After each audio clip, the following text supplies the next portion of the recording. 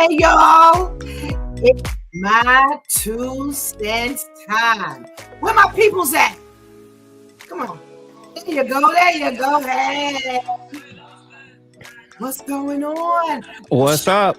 And Brother Ainsley, what's going on? Hola. I'm good. I'm good. What up? What up, everybody? It's been a minute.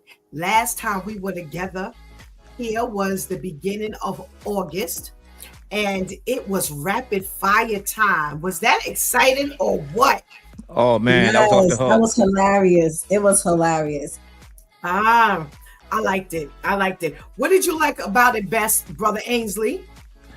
Oh man, so much. It was so interactive with everybody watching. It was so I think that really pulled a whole lot of interest into it. It's not just everybody just watching us; they was really participating, actively participant into the show. So I thought it was really great.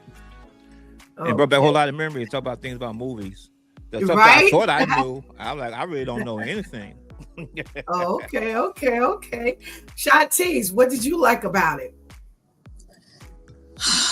I'm sorry, I'm distracted by some Buster's comments on here already. I love the interaction. I love how they claim they knew these movies and they did not. I love hitting my bell. Oh, I don't have it next to me right now. But I love, and that's actually the church bell, y'all. But I love hitting the church bell and saying no when they got it wrong. That was hilarious. Yeah, but the funniest was like, oh yeah, I chose such a movie. Yeah, because I know it. And then we asked the question and we like, what happened? So horrible. Okay. It's the rapid fire thing. It's like when you got to know it on the spot. Yes. It's definitely different than when somebody's just talking about it and y'all just reminiscing true that. about a movie. You're talking about, okay, you're asking me this question, and I got to know in a matter of seconds, or either I got to say pass. And I don't want the person before me or whoever went before me to know more answers than I did. So the pressure is on. And that's what makes it, for me, so fun and so funny. Because like you said, Shanti, you're supposed to know these all of this trivia. And, because, some people were like, we should have asked questions like, what colored shoe did he have on during this scene and stuff like that. And my thing is, you want to keep it fun and you want to keep it where things people will remember. You don't want it to be so detailed that you're asking questions that nobody remembers anything. Because here was my thought, y'all. If y'all couldn't remember the basic questions and answers, how you gonna know the other stuff? You can't go deep on that. Come on now. No, we didn't. There no. You didn't let me ask the real questions like, what was the name of the computer they typed the script on? You let me ask those questions I wanted to ask, and Pastor Steph was like, "No, be realistic, Shantice." Yes. So that's what I'm saying. We don't want to ask questions that we know people will not know the answers to, because then it takes all the fun out of the game. So listen, we're going to have a September edition of Rapid Fire. And if you want to be a part of that, just hit any of the three of us up. With whoever you got, direct contact with, let us know. And remember, now we're going old school. We're going, 90s and 2000s. It could be a sitcom. It could be a movie. It could be a show, a series. And back then, series wasn't a big thing. Why do you think series have become a big thing, Ainsley? I'm sorry. I got distracted for a second. I was looking. One more time. I'm sorry. You were chewing. I was saying, back in the day, there were no series. We really didn't have a lot of series. Why do you think that just became a thing now? Oh, that's a good question. I think maybe because now I guess the landscape of TV shows has changed. You know, we got listen, back in the day we only had channel 2, 4, 5, 7, 9, 11. Now we got a choice of like what thousands of channels to watch and everybody competing for that, you know, the grab audience. So instead of trying to grab people for that one show, let's grab them for a series. So and which comes down to money, advertising dollars and money. So I think that's probably that has a lot to do with it. Okay. Shantice, why do you think series have become a big thing now? Because these writers are whack. And no one's creative enough for a sitcom. You know, a series, they've been able to cheat. There's only 10 episodes. It's only one season per calendar year. We don't know nothing about that. When I watch these reruns, what was I watching the other day? Oh my gosh, was it Steve Harvey show? It was one of those shows. And they had like 24, 26 episodes in one season, almost 30 episodes. And all 30 episodes were good. Of course, you had some that you liked more than others. You know, sometimes it's like, I may not be in the mood to watch that, but it wasn't because it was whack. Like if you ended up watching it, you weren't bored. These sitcoms now, these series now is like, what? Yeah, I really think it's because of the quality of the writers. No one gets creative. No one gets, you know, to where it's good quality. Okay. Well, we are into our regular review today. And I want to just give a shout out. We want to shout out to those who have checked in already. We've got Majesty, who's the first one to check in. Hey, Majesty. Thanks for joining us today. We've got Teresa. Hey, Teresa. What's going on, girl? We got Kenny. Hey, Kenny. And we've got Mama Harris. Hey there. Hey there. Always good to see you. And we could not make this happen if not for our girl Anika. Hey, definitely Anika. What's going on, girl? Thank you so much. Anika says series are good for binge watching and a good reason to extend a storyline past one show. And that was my thought. My thought was, you know what? You keep the story going on. You know, when we had just a regular show, it was with the 22 minutes or whatever the situation was, the time span, and then you just came up out of that story and on to the next story. But there are questions and answers. There's interest. And now series gives you an opportunity to pull in a group of writers and continue that story on, and you're going to keep people's interest. So I think it's a brilliant idea. It's straight through the roof. And like Anika said, you know, it's a killer. You, Shantice, and you, Ainsley, always talk about the fact that y'all hate to have to wait until the following week to watch the series, the next episode. For me, I'm actually okay with it because it gives me some time between the time. But listen, I can't lie. When a season is finished, I go straight binge watching. So I'm agreeing. I ain't gonna tell no lie. But you know, it's a very interesting dynamic now, you know, to see where we've moved into. We got to check in from our girl Viv. Hey, Vivian. Yeah. Thank you so much for joining us. So tonight we are reviewing two movies, you know, because of the throwback feel of our rapid fire. You know, it was decided we'll just go old school and we'll let you pick it. But we are also climbing our way to the My Two Cents Movies and Film Awards, movies and the TV awards that we're going to do, you know, later on in the year, God spares. And hey, you know, we got to catch up with all the movies from 2024. So here we are almost in 2025 and we're trying to catch up in 2024 because there were a lot of good movies in 2024. And we don't want to cheat them. So, you know, we are kind of chipping away at it, and we're going to be on a little more regular so we can get more reviews going.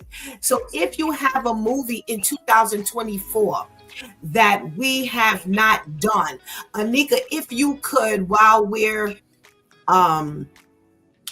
chatting, if you can gather up the movies that we've reviewed, and we'll talk about it at the end. So if anybody wants to, throw out a new movie, you can, and we'll see what we can do about reviewing it.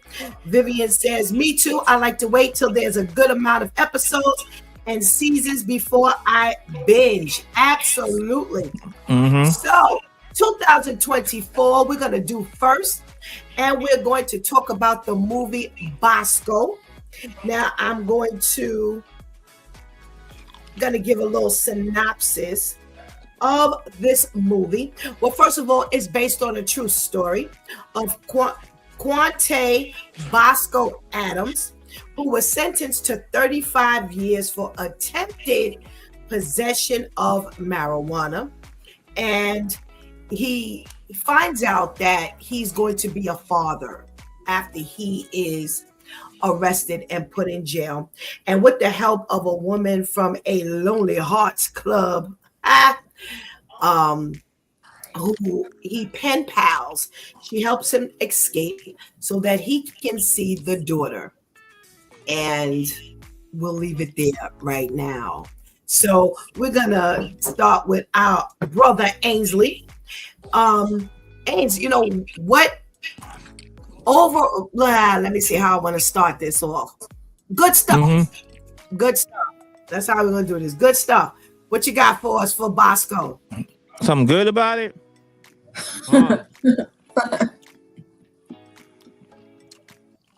One second. Well, I'm gonna say this. When we first were gonna say we're gonna do Bosco, I couldn't relate the title to the actual movie. And then when I realized what it was about, I realized, oh, this was that movie, that came out last year.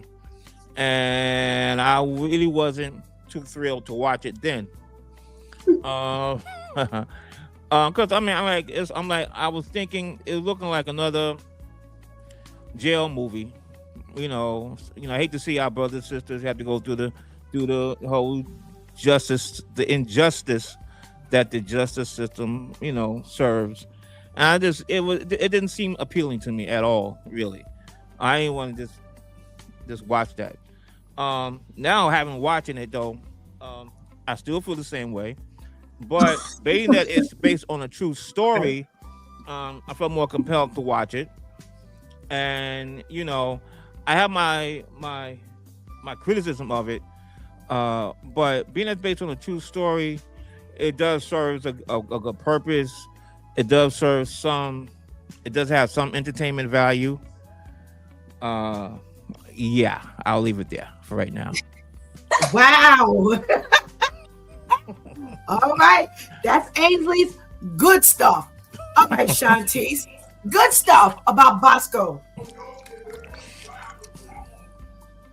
The way he was able to speak up on behalf of the other inmate,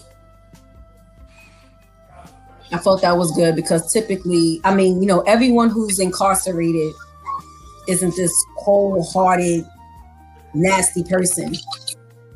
But that was really he was on it from the second he saw them bring that young kid in. He was on it. I liked how they showed the whole lonely girl.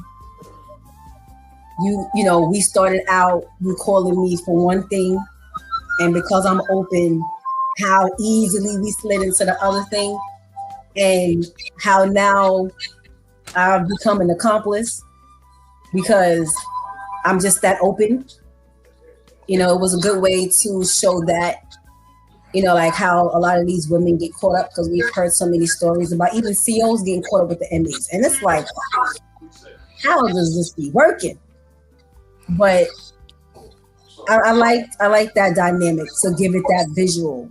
Not that there are a whole lot of people wondering how does that happen, but to really see it for what it is, it's like, wow, okay. I think they took a little long to really dive into like the full dynamic between his relationship with his father. You know, you didn't really understand how twisted it was until almost the end. You know, because the whole time he's trying to get in touch with the girlfriend, you're thinking he's talking about why did he go meet up with his boys? You know, why did he go meet up with his boys? I think had they introduced that concept a lot sooner, you would have been able to like understand why he was just so belligerent and upset. Because it was like, I got caught up with my father, not with one of the homies, not with another chick, you know, with him. So I think they could have done, you know, but all in all, I would say those were the two good, the two good things about that. Okay.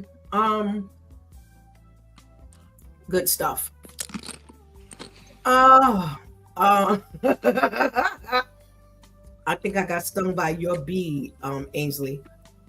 I think, and I know this sounds a little twisted. I like heists.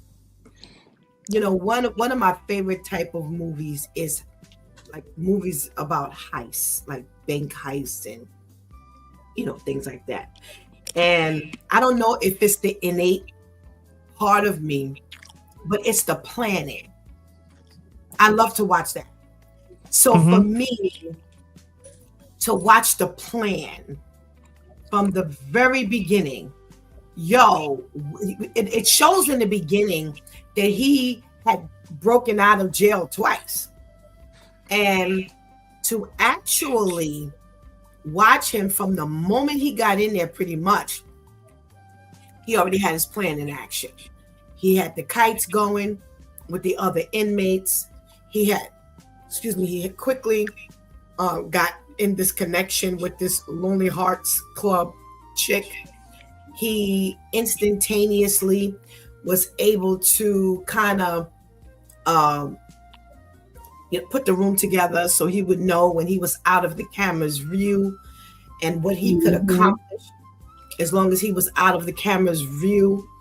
He was calculating how many steps it took from the time when the CO, when he heard the door, when he heard the bell, because whenever they would come, there was a bell and then the door would open, and he had all of this meticulous existence. And for me, that to me is big. And like I said, I guess maybe it's the planner in me. You know, I'm watching for every little piece to ensure that it's all done. And he did it. He did it. Yep. He flushed the thing, flushed the papers down the toilet. It was just, for me, that was big. And, it takes a lot. People don't understand that takes a lot. And he was able to be successful.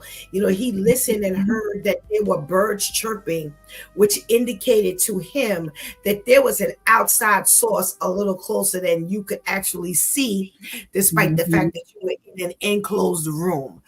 So all of these senses, and here's how I marvel at God. There are some people who are extremely the opposite. Y'all, the big right here, go in slow motion in front of their face, and they would be so oblivious. They just have those instincts. So for someone to have those instincts, and unfortunately he used it to get out of jail. That's what I'm not celebrating that part. I just marvel at just the ability to do this. Yeah, most definitely. This was key. And for the ending for that particular CO, it was part of his doing as well. And we'll come back to that. So that was like my highlight of the movie. I'm with you. Okay, so I won't say that part. All right, bad side, Ainsley, what we got? All right. And this one thing, not just in general, I can't stand when the movie's going on and I'm up there going, what? What'd he say? What are they talking about? I couldn't understand what was going on, what was said. I'm trying to understand when it takes too much thought power to understand what's really going on. It takes away from actually enjoying the movie. You know what I'm saying? So, like you say, going to flashback, it was trying to understand, okay, the dynamic with his father. You know, I wish that was kind of established more earlier. Mm-hmm. You know, and so it was too much. It was too much. I couldn't understand. I'm like, something wrong with my volume? Do I got to get my hearing checked? What's going on here? And to me, like you mentioned, now they mentioned that he had already escaped like twice before out in other jails. So to me, it's like this person has an innate ability. He has some kind of analytical mind and whatnot.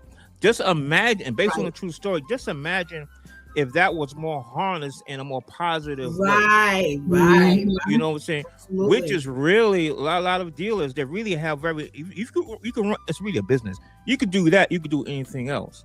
Right, You know what I'm saying? That's So right. it's another way how if we can just tap in and channel that in a more constructive way. But you know, so I would like you said, I like to see the planning of the heists. Yeah, we see how he did it this time, but the thing is, he already did like 2 or 3 times before. Right, twice before. Mm-hmm. So I would like to see a little bit more of that. To me, a little more of that, and you know, and show more of his past.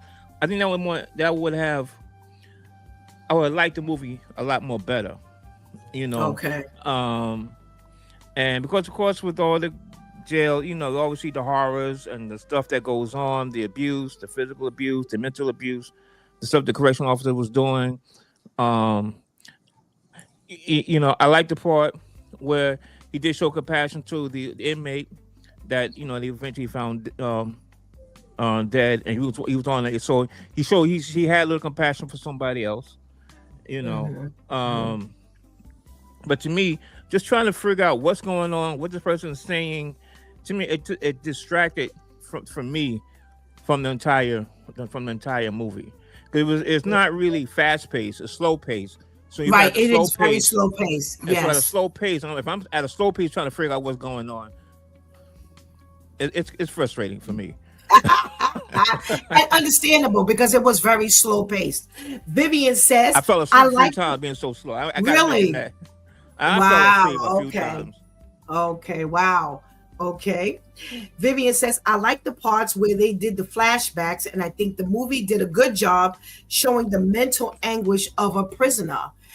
Excuse me. I agree that it does kind of depict, you know, what he's going through, what the other guy was going through, although they didn't show, you know, that much of the, you know, of the inmate, but definitely they do show that mental state of someone inside.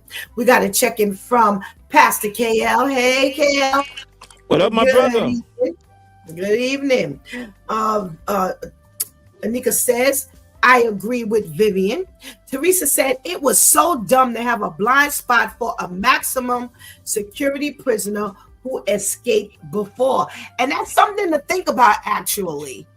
It is something to think about. You know, when they put him in this prison, like was said, he had already escaped twice. So you would think that they would have him in a, you know, in a cell that had all eyes on him at all times. But I guess they figure with no window, you know, with no ceiling panels. There were no ceiling panels. They're not anticipating that he would get something. Remember, he got the book in the main, you know, through the other guy who gave it to him, the guard, right? The CO gave him the book. And in the back of the book, behind the pages, there was the knife to kind of carve out. They're not anticipating that you're getting this type of, you know, items to go through a ceiling. So let me ask you a question. I'm sorry. Let me ask you a question. This is another thing that kind of baffled me, though. This is the first and the only jail that I've seen that had a telephone system in each cell. Yes. Yeah. That was really kind of weird. Yeah. And maybe because it was a maximum security place and they would not get, you know, a lot of times they tell you in the maximum security prisons, they got 23 and 1. 23 hours inside and then an hour out a day. But you never saw him outside. So clearly, right. So clearly this was a prison system or prison building that did not allow for them to go out. So if you don't allow for them to go out, then to give them phone access, and not only that, remember he kind of jimmied the wires. Yeah. He was able to even manipulate the wires to communicate maybe where another inmate couldn't communicate. So I think maybe that's why. That's my only reasoning. Yeah, that didn't make no sense to me though. I'm just sorry. Yeah. I think in real life, I think about law. Everybody gotta have at least, unless you're in the hole, so to speak, you gotta get at least 1 hour out. Yeah. If not in gym pop, you gotta be at least 1 hour out. That's just in general speaking. Yeah. So, I agree. But who was they sent the knife, the blade, in a socioeconomics book? Who's reading that? Him. Yeah, well, he got an analytical mind, Right, him. So maybe after 35 years, he can finally, his economic knowledge will be up to par. But listen, I understand, again, just because you're in prison doesn't mean academically you're not up there. Right. Of course. Right. But considering you are in prison, I'm gonna have to research if you even understand what this book is about. Like how it was just when he was going through it and he was being sarcastic and he was like, oh, okay, you got this book here. And it was just like, okay, whatever he threw. And I'm like, but no, it didn't cross anyone's mind. Like, and you're getting sent this one academic book. So there's never been a book sent before. There's not going to be a book sent after. You're just getting this one book. I don't know. For me, that was a little off. Okay. Yeah, I agree with that. I didn't even think nothing. I didn't think anything of it, to be honest with you. I ain't thinking that analytically. I ain't thinking about, why would he be reading this book? That never even crossed my mind. That's how he got out. yeah, pretty much. Well, Teresa says, she thinks it was dumb to have the blind spot for maximum security prison. So that was my feeling. My feeling was they didn't think that he would be able to do any of that. She says it was so dumb to have a blind spot for, and I didn't understand how the drug addict died. The cuffs made him bleed out. That was kind of like a little puzzling to me as well. Yeah, I didn't get that. He managed to kill himself, but they said it. They said something like, oh, he used the so-and-so. Not initially when they went in there, but one of them said, I don't know if it's the role that was played by Theo Rossi, the one who's always tagging behind and encouraging the lieutenant, whoever he was supposed to be. But somebody said, oh, and he used such and such a thing. So I didn't remember. I didn't hear that, but that's my problem with it is one of those parts. So I'm like, I don't understand. It's one thing if it's elusive. It's another thing. I just don't quite understand what's going on. And it was too much of that kind of stuff like that. Okay. And the dialogue, and I'm like, it's too much of that. It made distract from enjoying the film. Yeah, because I'm like, how did he die? I'm like, I just see him stretched out. I'm like, okay, what really happened? Mm-hmm. Yeah, I don't know either. So clearly Teresa don't know, and neither one of the three of us know. So that's interesting. None of us we all watch the same movie, and we can't figure out how he died. So that was okay. Yeah, that's so. It ain't just you, Ainsley. It ain't just you. Thank you. I feel more. I got my sanity still intact. Yeah, you do. It wasn't just you. Vivian says, I would have liked more information on what happened with his dad.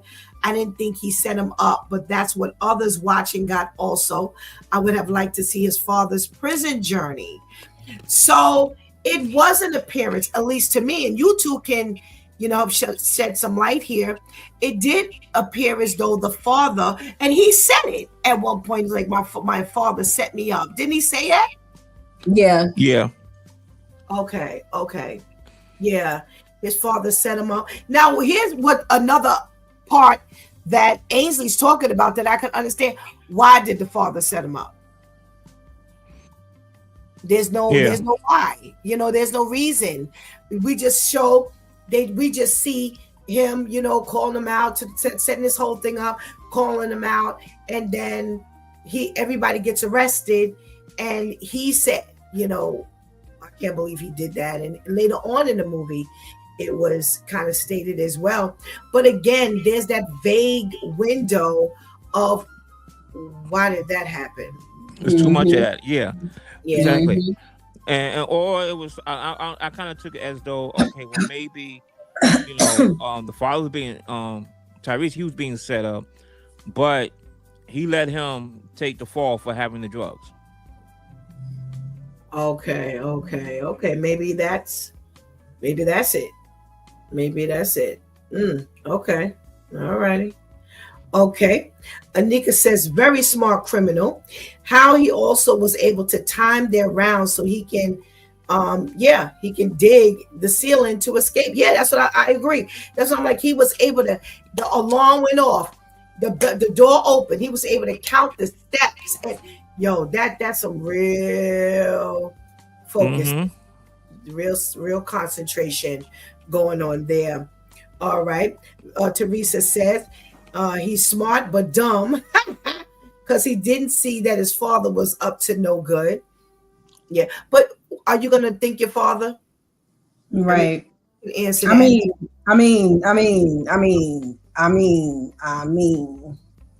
it depends on. Talk about your father. I mean,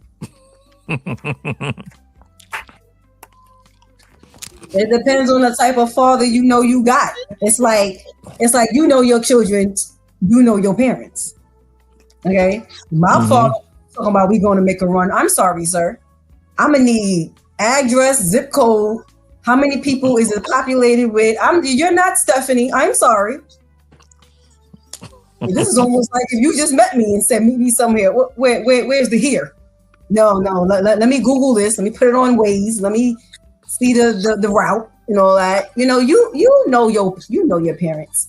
He already knew. The movie started with him being a little boy. His father made him run with the product. And then what happened in the beginning? His father gave him. Yes. So you already saw that your father is not afraid to compromise you in a hostile situation. Because had you had a real idiot cop who would have saw him running and said, "Hold it," and going after the child, and then found the drugs on the child, and now tried to penalize the child, even though they know that a child can't have drugs unless an adult gives it to them. But you saw from when you were young that your father don't care nothing about putting you in a crazy position. So now that you're older and he sees that you are already kind of with it, you don't think he's going to try it? Whether it's directly or indirectly? I hear you, but I think, I feel like he just brought into that lifestyle. He ain't got no choice. He just accepting the lifestyle that his parents brought him in. The same way we brought him in more of a household with Christian values. Some people brought him in the values. Well, we try to go in, rob people as much as we can. And that's just the lifestyle, so to speak. So I'm not condoning it, but I can understand him just being there with his father, but not thinking that his father gonna let him catch 35 years in prison for hanging with him. So Right. Well, that was my thought. My thought was, are you really going to thank your father? Even though you've seen your father do some things, your father to have done some things, are you going to believe that your father would set you up? Right. We're not talking about your boy, even your cousin, but your dad. I wouldn't see that coming either. So unfortunately, he was he was a sucker, and he fell for it, and he ended up going through that. Vivian says so many people go to prison and get into new things, though it's probably not abnormal to them. Yeah. You in a maximum security prison, you up in there for 35 years. Yeah, there's a whole lot to get into. because you got 35 whole years. So yeah, a lot of people do get involved with things, and Got a lot of time to learn some new tricks. yeah, absolutely. Anika says, I thought it was the handcuffs used. He was able to cut his wrist, was what I thought. The cap quickly took them off of him, but yes, dumb. Yes, he did. You're right. He removed those handcuffs off quickly because there was nothing else in there. First of all, he should not have been handcuffed to the bed. That's why he took the handcuffs off. Why would you need to handcuff him to the bed and he already in a maximum security cell? Why? Because you could. That's why. No, what I'm saying is he would have to explain that. Right, right. That's why that's the first thing he did, like you said. That's why that's the first thing he did. Like, wait. Oh my gosh. So let me take these handcuffs off. Yeah. Like, I wonder was that part real or fictionalized for the story. Mm-hmm. I don't know. You know, I know when they do true to life stories, biographical or autobiographical stories, they have to pad it with, you know, some other things that didn't happen. Yeah. So no, I'm agreeing with you. So I don't know. You know, this was a good piece to add to it. But I don't know if that was true or not. And again, you know, it was spoken about his compassion and empathy for, you know, Bosco's empathy for the other inmate, and maybe it was thrown in to kind of show that he was a human being after all. I don't know. All righty. Anika, Vivian says, I missed that part. And Anika says he tried to tell the father they looked like fake thugs. Who are you talking about? The police? The son, no. The son Bosco told his father like they look like fake thugs before. That's what I'm saying. Police. Yeah. Because they were posing as the dealers that he was supposed to be selling the drugs. Yeah, but he was like they look, and it reminded me of Paid in Full when Ace was like, "Why your man's acting all funny? They act like the feds." Right. But they looked fake. Like, how you? I ain't never seen a drug dealer wear a turtleneck. It's like, why not a turtleneck, Shantice? I mean, this wasn't Paid in Full, but I'm saying, but these are the things that you got to pay attention to. Like, you got to pay attention to everything. So my thing is, and this is why I think it was a setup. My thing is, if you took your son with you, you took your son to be an asset. Your son was being an asset. You took your son so that he could be your extra set of eyes, look out for things that you wouldn't be paying attention to. He pointed it out to you and you so easily brushed it off. And then his reaction when they were telling Bosco to come from behind whatever he was hiding behind. He was just like, come on out. He wasn't a little frantic. He was so chill. Like, right. Like, we caught though. Come on out. They got us. Come on. Yeah, that was planned. That was planned. Anika says, didn't the 35 years come from his record of escape and the crimes? Yeah, they, you know, when you partially go to jail, they add all. But that was strike 3 for him. Right. Yeah. So that's why, you know, he got hit with 35 years because generally you're not going to get hit for 35 years for marijuana. Right. So, and then ultimately, was he really caught with the marijuana? You know what I'm saying? Right. You know, they make it what they want it to be. So yeah. That was an accumulation. That was still excessive, even for back then, though. Come on now. Yeah. 35 years. So, like you said, Ains, yes, this was an accumulation of, you know, all of the things that he had done. Like Anika says, this was just everything.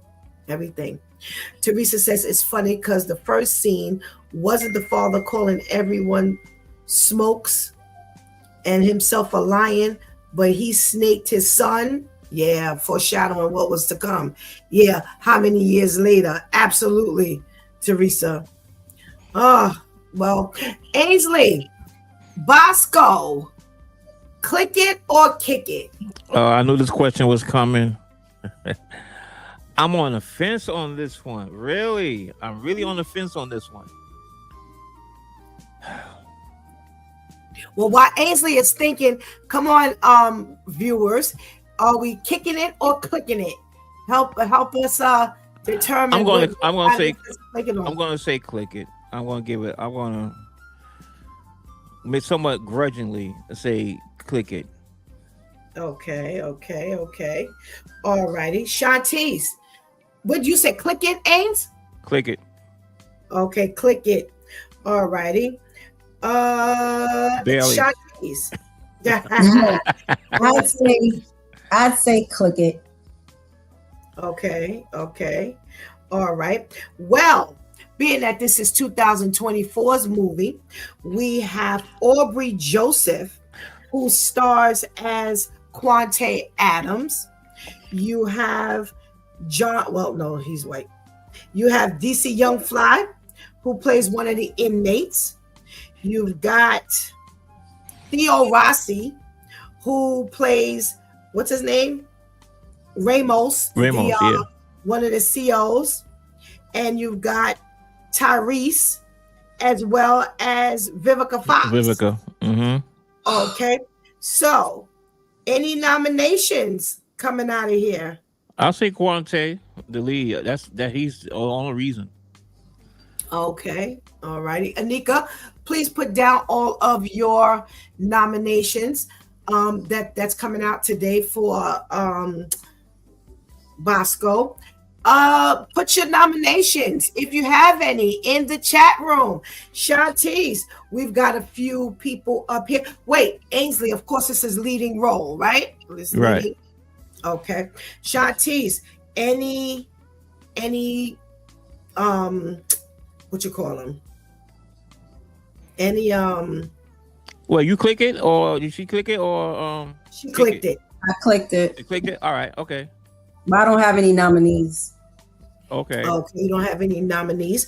Well, I do want you to know that Nicholas Manuel Pino is Chilean, and he is the director. He's the director of this movie. So I just thought we need to know that as well. If you want to, as a matter of fact, he's the writer as well. So if you want to nominate him for, again, it's ethnicities we're going for, the minority ethnicities, and being Chilean, he is definitely eligible for a nomination if that's what you feel. All righty. We've got Anika. Okay. I'm just talking in general. Yeah, I got you. That information, because remember, we're asking people if you want to nominate writers, directors, producers, executive producers. These are the people that are behind the camera who make it happen. We've got Anika who says kick it. It was still kind of boring. Vivian says a soft click. Teresa says kick it. Good dialogue, not enough to recommend. Viv says no nominations. I don't have. I say click it. It's not a hard. It's not a hard click, but it is a click it. And I do nominate Aubrey for leading actor. I think. Okay. The movie itself. How I feel about the movie itself, I believe he did an excellent job as lead character in his lead role. So we got results. Click it 3. Okay, we got 3 click its. No, we got more than 3 clickers. We got 4 clickets because it's us and Vivian. So we got all 3 unanimous clickets, and we got 1 from the outside. So there you have it. All right, y'all. Well, we have our old school, our throwback, our Spike Lee joint, School Daze. And I will definitely give this synopsis. A not so popular young man wants to pledge to a popular fraternity at his historically Black college. And this, I want to see the year. 1988. And it was late. It was 88. Yep. Wow. They filmed it in 1987. Wow. It came out in 1988. Wow. Well, this was loaded with cast members that we could recognize. I just didn't even remember all the people that was in it. Shatisse, you take the lead on School Daze. Good stuff. I loved how they gave the visual for the pledge life. They were thorough in displaying that. The whole beef between the light-skinned and dark-skinned blacks, they were definitely visual with that and showing the passion behind the two sides. You know, you had the passion of wanting to pledge, and then you had the passion of wanting to keep the blackness alive. Keep the black alive. Keep the black alive. You know, that was really good. I really loved how, I know this was really early in a lot of their careers, but pretty much you had a lot of heavy hitters in this one movie. You had Bill Nunn. You had, what's the guy's name that played Dorian? What's his name? His name Dorian? We can't hear you, Pastor Steph. Big Brother Almighty. Yes. Julian. I said Dorian. Oh, yeah. Okay. Giancarlo Esposito, one of my favorite. Yes, he was amazing. I love him. You had him. You had Lawrence Fishburne. You had Kadeem Hardison. You had almost half the cast from a different world. Okay, I forgot that AJ Johnson was in this, the one who played Shireen on House Party, along with Tisha Campbell. I forgot she had her little cameo. You had Aunt Ella from House of Pain. She was in it. I was like, wait, she was in it. Oh my goodness. And even though they didn't really have big roles, but it was just like, wow, okay. You know, so you had Jasmine Guy. You were able to see almost everyone's strength. You know, with Jasmine Guy, you got to see her acting and dancing. And, you know, so if you didn't know from a different world she was a dancer, you saw in here that she's a dancer. You know, and it wasn't like it was too much. You know, it was almost like a musical, kind of like, but it wasn't too much. So those are like the main things I loved about the movie. Like one of the first, if I'm not, you know, because I was born in the 80s, so I don't know. But from what I know, this was like the first real depiction of the whole Black college HBCU life. And it was done well. It was done well. I know they didn't think it would be a classic. I know that, like they didn't big on this being a classic. Okay. Ainsley, good stuff. Oh man, I appreciate the movie now, definitely more so than when it first came out. Because first when it came out, I didn't go away, I didn't pledge and stuff like that. Wasn't as keen on the HBCU thing and whatnot. So it was kind of my first awakening to it all. And I remember the year specifically because it was a young lady I used to hang out with at the time, and I remember going to a couple places where they was doing, you know, the sorority, the fraternity, those step dances and stuff like that, and I'm like, what the heck is going on here? And I was like, what the heck? They were so energized, they was really doing their thing. And then I remember that song doing the butt when it came out, because this is back in the day now. I remember going in the club and they played that song like 6 times in a row. I'm like, oh, come on now. I like the butt song. Can we move on to something else? All right. But the cast members, you look at the cast, I'm like, you see how many people who are, you know,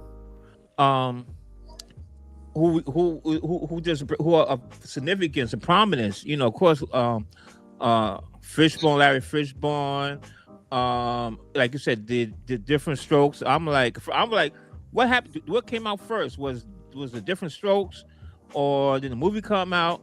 and I checked it out real quick. Even though this movie was filmed first, the series, the show, TV show, came out first, and so, but it was good to see so many, so many, so many of our actors. And to me, one of the funniest thing to me is with Ozzie Davis, the coach. He's giving this big pep scene, and they talk about lost 4 years in a row. Can I keep my job, please? So it was so good to see so many of our actors, then, and it was really good. I appreciate it. And what gets to me also too, to me, we don't see it now with the colorism, light skin, versus dark skin. That to me, that was a bigger thing then. The Mhm. whole Nelson Mandela, he being locked up in jail, the whole apartheid, that was a big thing then. Mhm. And so it's good to see how certain issues then, how they have evolved now to today. But I like the film. It was good, very good watch, a very good watch.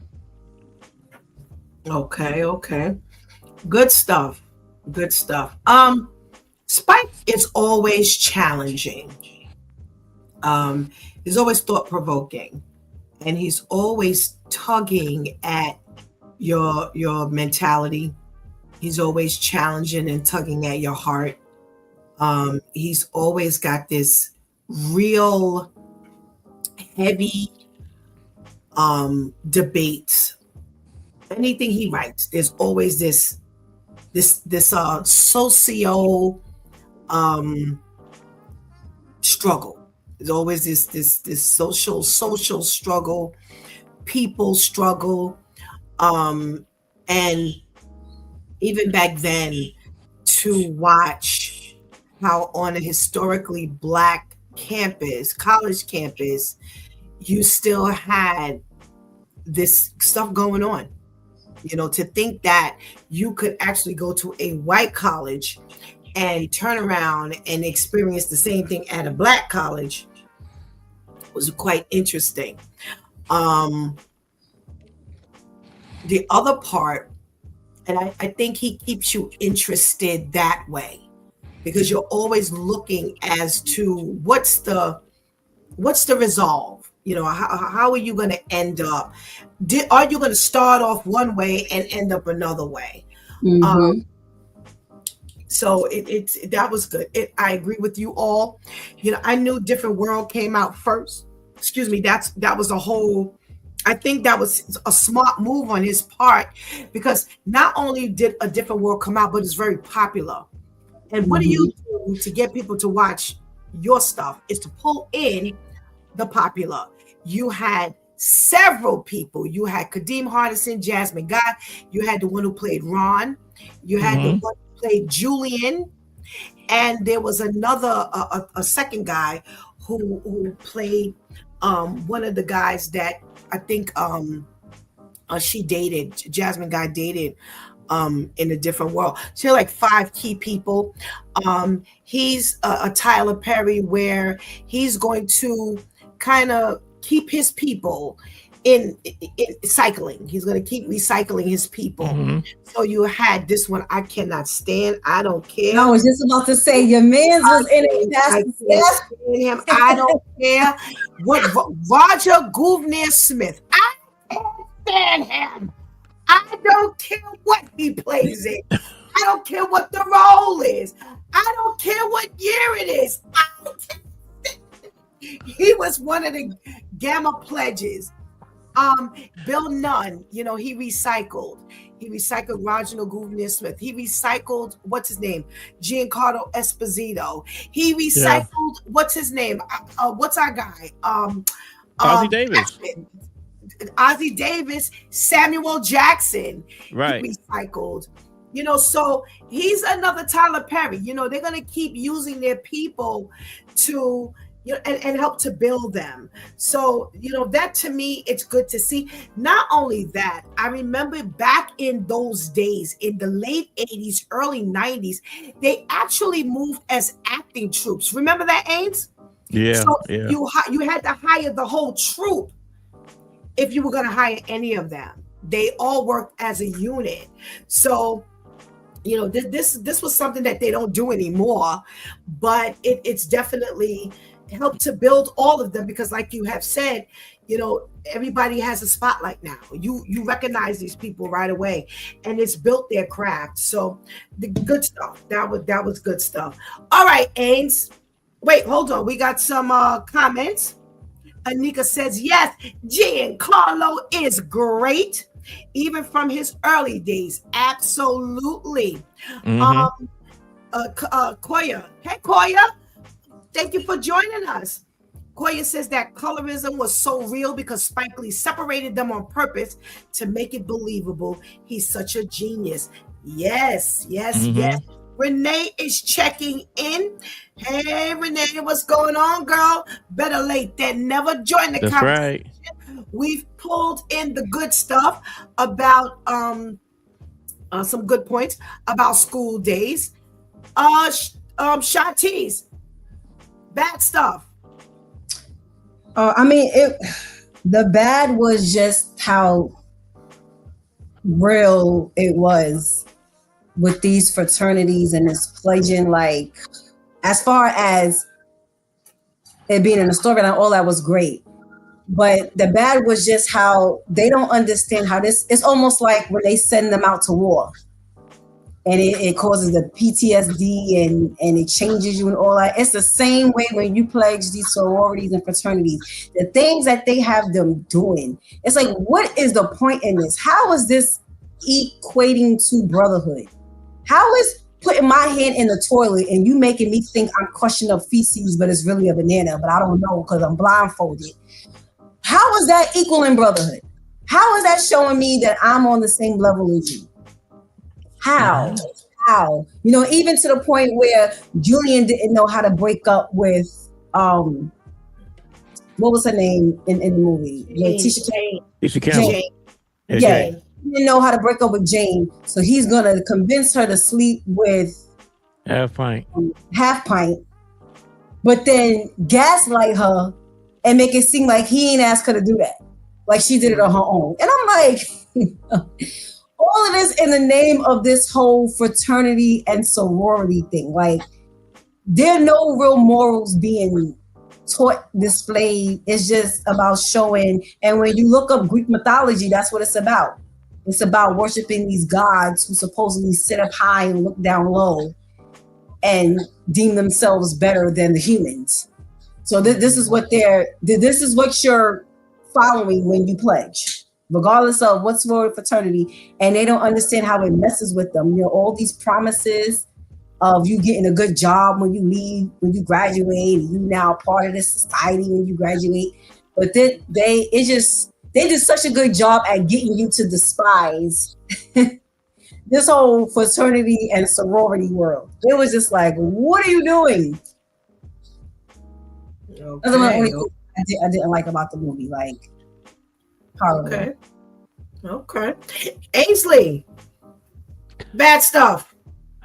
I really can't say nothing really bad. There's something really bad about it.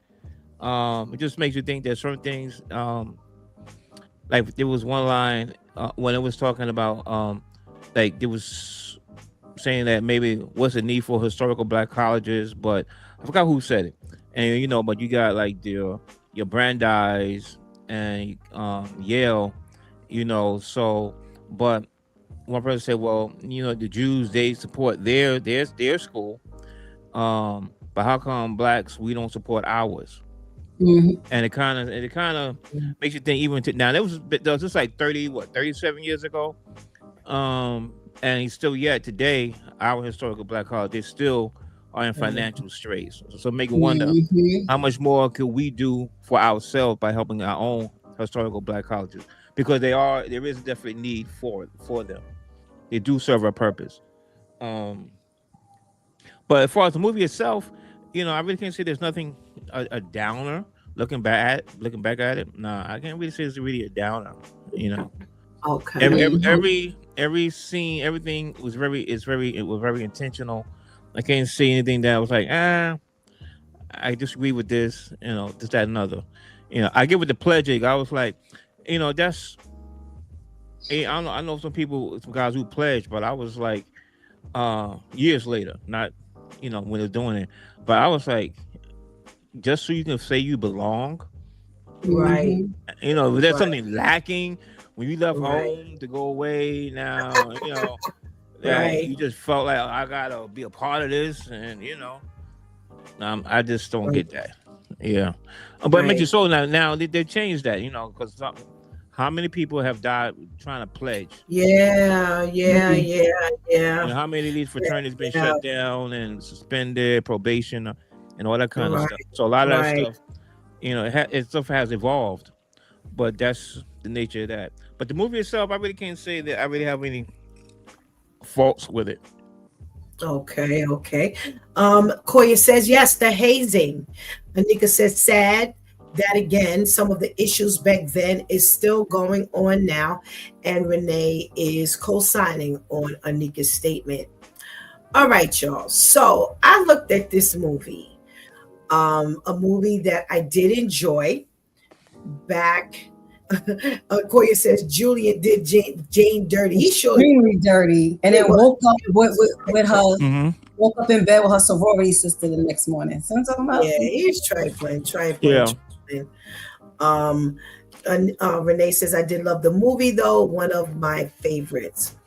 Okay, so back in the day, I did like the movie, and I did enjoy watching it. I thought the soundtrack was pretty decent. That's during the time when soundtracks was really becoming a thing to accompany these movies. Yep. It was so that one, for the most part, I did enjoy the soundtrack. I have to tell you, watching it now was much different than watching it then. You could tell.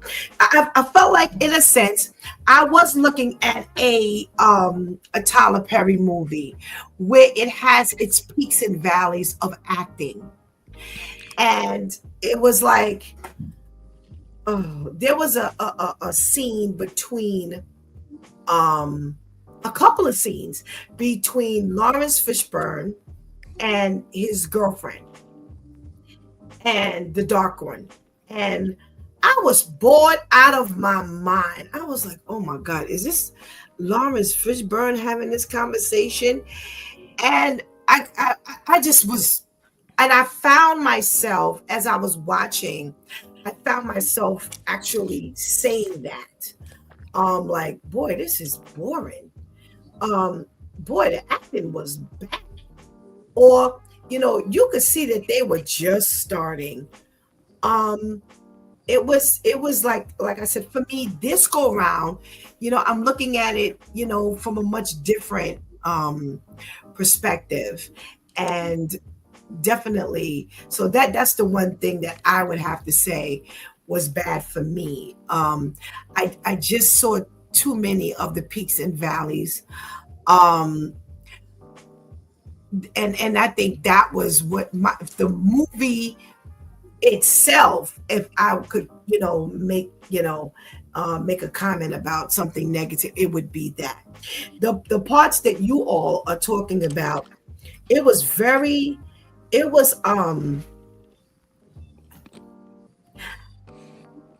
to what? First of all, y'all gonna have to help me with this one. The dark skinned girls.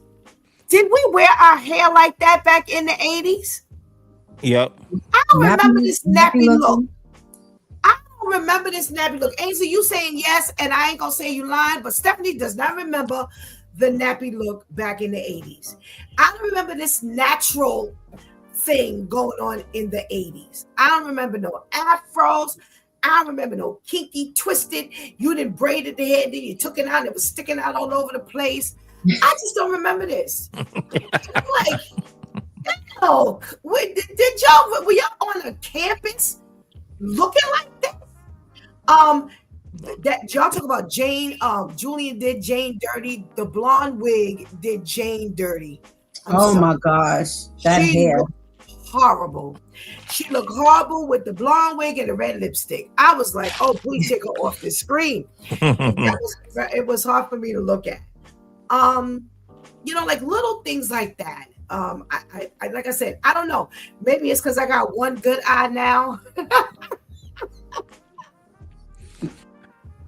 I can't. I can see better. I don't know, y'all, but I was seeing some stuff.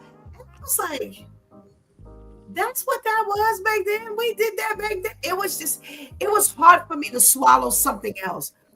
It was hard for me to swallow, and I know it's real because it's always been real. Back from slavery days, this jigaboo thing. Oh my gosh, that the jigaboos and wannabes. Yeah, that jigaboo thing was really grating my nerve. And the saddest part about it, you two kind of talked about it, it's just real. Like I said, it goes back to the light skin and dark skin slavery times. The black people, the dark people had to be out in the sun slaving, and the light skinned people were held up in the inside, living a better life, and they were black too, but they, because of complexion, blah, blah, blah, blah, blah, so it was really hard to swallow that. The stepping. I remember the first time I ever saw stepping is when I went away to college. I had never seen this before. I didn't know what it was about. This was brand new to me. I saw it and I was like, wow. And over the years, I've admired it. I got to tell y'all, I couldn't tolerate it. I'm just getting old, y'all. I was like, oh. I get you. I understand that. I get that. I was like, this is exciting. I was like, boy, this is dated. And you know what? Don't misunderstand me. I think the cohesiveness, the choreography, which I thought actually was great, especially the dark hair. Right, good and bad hair. The choreography was fantastic, and Shanti's look up. Who was that? Debbie Allen, who did the choreography? I thought it was. I'll double check. I don't think it was Debbie. No. Or was it Jasmine Guy? I don't know. We'll find out for us, Shanti's, who actually did the choreography for that. But it was an excellent thing, and even the stepping is excellent. Is excellent. Again, the hazing thing. How sad is it that they've had to shut down white and black fraternities because of this, but especially in my opinion regarding the black fraternities. Again, when you go on these white campuses, that a lot of people experience the prejudice. When you are on sharing this campus and classes and dorms and things like that with people, they're experiencing this. Now you go to an all black college and you're dealing with the same stuff. It's sad. It's really sad. And it's so true. Unfortunately, it's not even anything that's fictitious. It's actually true. So those are kind of all the things that kind of went in my head as I was watching it, rewatching it. And they kind of put me on, the opposite side of the fence. Let's see what we're talking about in here. Okay. Otis Salad. Who? Otis Salad. Oh, okay. It was a male. Yeah, it was a male. And the assistant choreographer was a male also. Oh, okay. It was very well done. Very well done. Extremely, yeah. Thank you so much. Koya says, such a classic Spike Lee joint. Koya says, Giancarlo Esposito is such an amazing, veteran actor. He made me not like him. He did his job. Absolutely. I've always loved him from the first time I've seen him. He has played in so many different things, but we're coming back to that. Budget was no good. Okay, is that why I look like that? Okay, thank you, Koya. Anika says, wait, no many hairdressers for the darker kinky hair on campus. Yeah. and they were left to do their own hair. They ain't do a good job. That was purposely done. You know, it was purposely done. Spike purposely did that. Yes, to show. Well, listen, how you gonna push nappy hair if anybody got no nappy hair? It's just part of, you know what I'm saying? It's part of what you're designing and what you're creating. So I can believe that. But I'm trying to say, we really look like that because it's supposed to still depict what was going on. What's a spike? So I just couldn't remember a time. Now we seriously crept into a point where the men and the boys and these mothers who got these boys with these nappy heads, stop. Please stop. But I've seen the males do it. I have not seen back in no 88 the females do it. So I was lost. I was really lost. Renee says I was creamy cracked out. What does that mean? What does that mean? I don't even know what that means. Renee says I didn't like Jane's look either. Yeah, she was looking whack. Tisha was so young. She was 18 years old. Wow. Yeah, she was young. She was young. Everybody was young. Yeah, they were. Yeah. KL says, yes, very nappy. Shut up, KL. That sounds just like something you'd say. Koya is chiming in. Thank you, Otis Salid, choreographed School Days. Thank you, Koya. And he put the light-skinned girls in I can't see it because hold on. In a hotel and put dark-skinned girls in a motel. Wow, he knows how to set the stage for anger, huh? That's why they were really fighting. Yes, that's what I'm saying. He really knows how to set the tone to create tension. Wow, he knows how to get it done. He definitely knows how to get it done. All right, so again, we've got some heavy hitters. We got Lawrence Fishburne, Giancarlo Esposito. We've got Tisha Campbell. We've got Joe Seneca. Joe Seneca. I never knew his name. Now he's the one that played the older gentleman on the board of the college. He was the president. Right. I never knew his name. We've got Art Evans. Oh, everybody knows Art Evans. He's always a creep. He played the one on the board as well, the younger guy on the board. Again, Ozzie Davis, Bill Nunn. We've got Branford Marsalis is someone who's always at the helm of Spike Lee's music department. Yeah, he always uses Branford Marsalis, Kadeem Hardison, Eric Payne, of course, Spike himself, Guy Killam, Dominic Hoffman, who played on what's his name again? Back on the college thing. Different World. Thank you. Roger Gouverneur Smith. Those are just to name a few of the heavy hitters that was in this movie. Let's quickly talk before we get up out of here. Let's quickly talk about soundtrack. Shantice. It's funny when I heard one of the songs, I was like, "Oh Lord, Shantice." She used to walk around the house singing this song. But how many times? I was like, "Oh no!" I got that on my playlist. I know you do. Soundtrack. What are we saying about the soundtrack? I liked it. I mean, it was no Wayne to Exhale or Boomerang, but I think it was pretty good for saying you're talking about the late 80s. They're definitely memorable songs. And back then too, they were really intentional with the soundtracks. Like the music actually went along with the script. Right. Not like now. It's like I just wake up and whatever I want to rap about. Yeah. Any song. Yeah, right. It makes no sense now. Right. It makes no sense now. But it definitely fit, the whole plot and plight of the characters and the storyline. But I thought it was really good. For that, especially for that timing. I think it was good. Decent soundtrack. Okay. Ains, what say you? Oh, it was amazing. Cause you guys think the range. Cause you went from like straight jazz, R&B Mhm. into more back then was more hip hop and stuff like that. So it was a good range. And Phyllis Hyman, like Phyllis Hyman doing her stuff like that. Right. And Yes. so it was. You see that the range of the music and the quality of how it was done.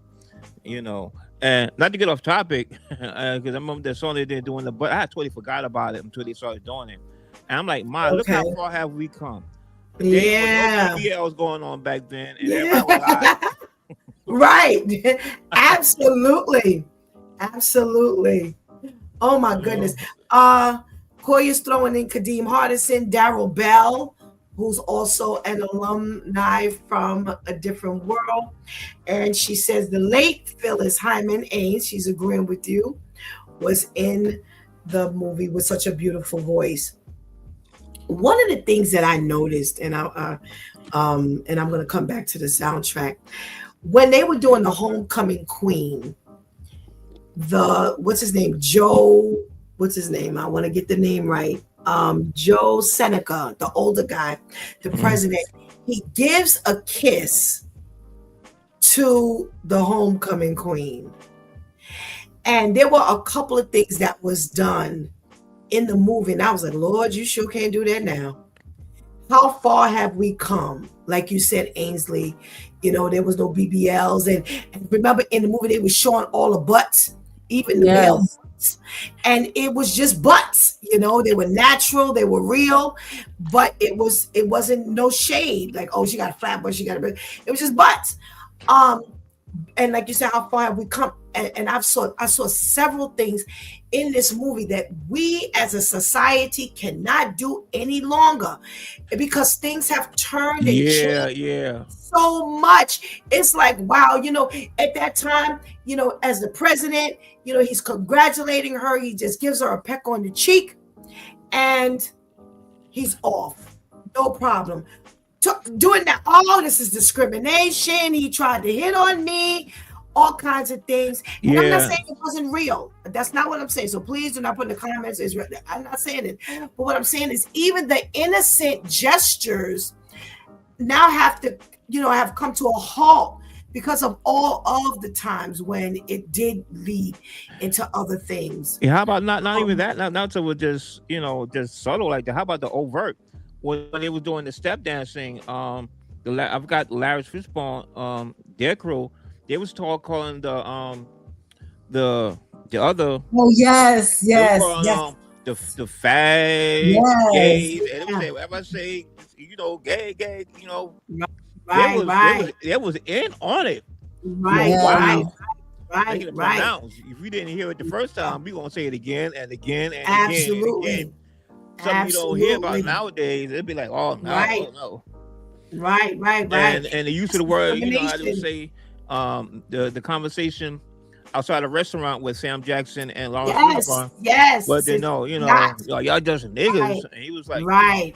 you don't hear Right. that kind of dialogue, even though it was strong, but like that nowadays. Right. Right. Right. Yeah. How far we've come. Listen, I was watching the scene and I kept turning my head because I think again, I must be getting old. Now I see why my mother used to act the way she did. We be like, why you act like you ain't never did nothing? There was I'm serious. We'd be like, why are you frowning at everything? It's like, oh, can't do Wait, this. wait, Pastor Steph, wait, Pastor. It's true. But there was a scene where Lawrence Fishburne and the girlfriend was having the sex scene and they were kissing. And all you heard was Ew, who's slurping? Who's spit? oh, I was like, oh. And I thought about prior to COVID, you saw those scenes like crazy. Since COVID, you don't hear that slobbering going on anymore. I mean, they just, and even when I turned to the screen and he was caressing the back of her head, and they were kissing, and it was like his mouth was open so wide, and I mean, you really heard all the sound effects, and I just sat on the couch and I was like, no. You know what? I got you mentioned. I turned my soundbar off when I heard all that too. Now y'all know y'all was doing the slurping. Stop acting like y'all wasn't slurping. Y'all both got kids. Y'all was slurping. That was my former life. Yeah, back in the day, you know. Right. That was my. So I didn't know no. Don't be giving it to. Yeah, you can't give it to. Y'all been slurping. I didn't know no better. Oh my gosh. When I was done. I was like, okay, I need to turn this TV off. And I was saying to myself, dang, Stephanie, you know, we've come a long way because you just don't see that anymore. You just don't hear that anymore. So now that you hear it, it's like, elk. Yuck. So we have come, you know, looking at a movie that was made back in 88 and looking at, here we are almost at 2028. Yes. We have come a long way. We have really, really come a long way. Anika, please put up on the screen, in the chat room, the movies that we have reviewed so far. And, you know, if you have an additional movie or whatever you want us to review before we do our what do you call it, our awards, please let us know. Now I'm gonna read the ones that, remember, ethnic only. So we've got, hello, okay, we've got Amelia Perez. That and anything about that can be nominated. We've got Fight Night. The Amelia Perez was a movie. Fight Night was a series with a complete black cast, so that can definitely be nominated. Cleaning Lady, minorities involved, definitely. You can nominate anything for that. Remember, actor, actress, supporting, director, producer, executive producer, anything in that arena. One Love, that's the Bob Marley movie. You can nominate anything in there. Shirley, you can nominate anything there. Rob Peace, you can nominate. Back in Action, that was with Cameron Diaz and Jamie Foxx, so you can nominate in there. Outlaw Posse, that was with Van Peebles, you can nominate from there. Piano Lesson, we never got to, so we can actually review that one. Beverly Hills Cop, Axel Foley, that was the Netflix with Eddie Murphy. We did review that, so you can nominate from there. Bad Boys 3 and 4. Well, 4 is the only one that counts because that was in 2004. So we can definitely, you can nominate from there. Beauty in Black, you can nominate from there. Cross, you can nominate from there. And Reasonable Doubt, you can nominate from there. Also, we did the Power series. We did Power Book 2, Ghost. We did them. We didn't do any others, but we can. So if there's anything that's not on this list, you can nominate. You can suggest that we review that movie or that series or show. If it is on this list, you can. And if you've seen a movie that you want to nominate anyone, you can. Feel free to do so. You can always DM us. Ainsley Harris is on Facebook, Shantice Brand on Facebook, and Coach for Christian Life on Facebook. So feel free to send us a suggestion. Remember, it is ethnic minorities, and we have to say this specifically. We have to say this, okay? We did. Mhm. Wait a minute. Did we do the? There was an Asian movie we did. Was that in 2023 or was that in 2024? That was cleaning lady. No, the Asian movie with the young girl, and she With the young girl. yes, we reviewed a movie with an Asian young girl in it. Her and her friend, and they were trying to find the mother. I'm getting old. I don't remember that one. The Asian girl, and they were trying to find the mother. Yes, they were trying to find her mother. So, all right. Well, we're gonna try to come back next week Thursday because we're gonna try to do as many reviews as possible. So again, you can submit those movies, shows, series, documentaries. One. What's that called? The comedy, comedy, thing. What do you call a thing when they do the stand up comedy? Oh, okay. Where did one come from? The one, what they call it? One, what?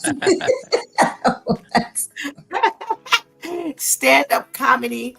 Again, anything ethnic minority, we welcome it. This is a time to show,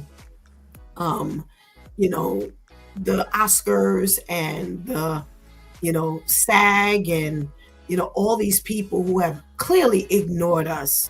We want to shine the light. Ainsley, what you got to say as we're going out? What I gotta say? Yeah. Everybody be well. Peace out. You know what? You're whack. You're whack. Shantice, what you got to say?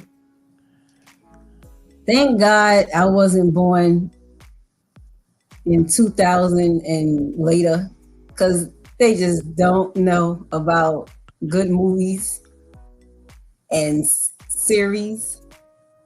Because when we're able to compare it to the old, it's like, child.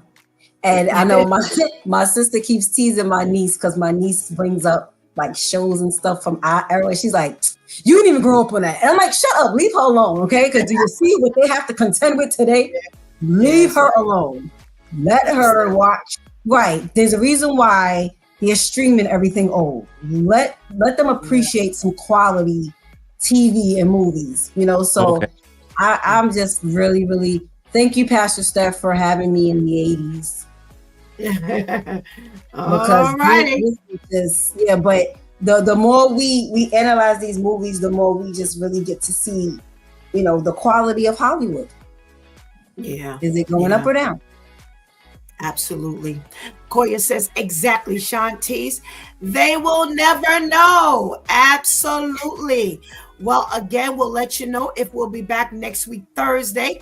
We're going to see if all the calendars are clear, and we'll let you know what we will be reviewing. So you'll get almost a whole week. Also, starting September, we will be, the three of us, along with the Due Time crew on Tuesdays. We will be giving my 2 cents where it started on this Due Time with Pastor Steph.